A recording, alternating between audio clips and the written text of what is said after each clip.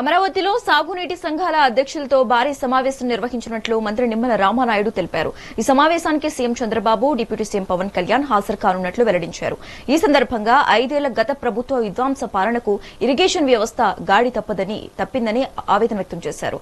18,000 కోట్ల రూపాయల బిల్లుల బకాయిలను కూటమి ప్రభుత్వానికి వారసత్వంగా ఇచ్చారని మండిపడ్డారు. ఇరిగేషన్ శాఖను గాడిలో పెడుతూ పోలవరం, హంద్రినీవా, వెలుగొండ, ఉత్తరాంధ్ర ప్రాజెక్టులపై ప్రత్యేక దృష్టి పెట్టామన్నారు.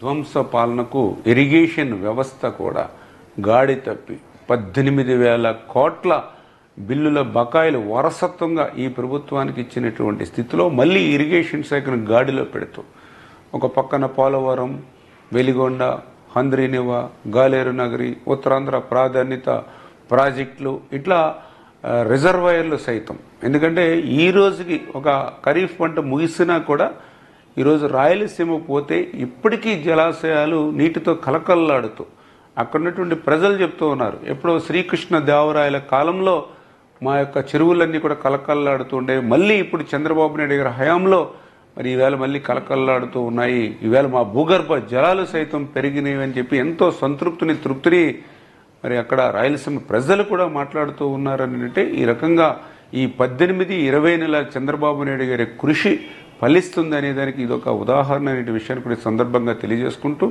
ఈ సందర్భంలో చంద్రబాబు నాయుడు గారి ఆలోచన ఒకటే, ఒక సంవత్సరం వర్షాలు బాగా పడి ఇంకొక సంవత్సరం 2 సంవత్సరాలు వర్షాలు సరిగ్గా లేకపోయినా కూడా కరువు అనేది ఈ రాష్ట్రంలో కనపడకుండా ఉండాలి అని అంటే ఈ ప్రాజెక్టులు, రిజర్వాయరు, కెనాల్స్ వీటి ద్వారా మాత్రమే కాకుండా ఈ భూమిని కూడా ఒక జలాశయంగా మార్చుకుని, ఒక రిజర్వాయర్గా మార్చుకుని, భూగర్భ జలాలను పెంపొందించుకుని ఆ కరువు రహిత రాష్ట్రంగా మార్చాలి.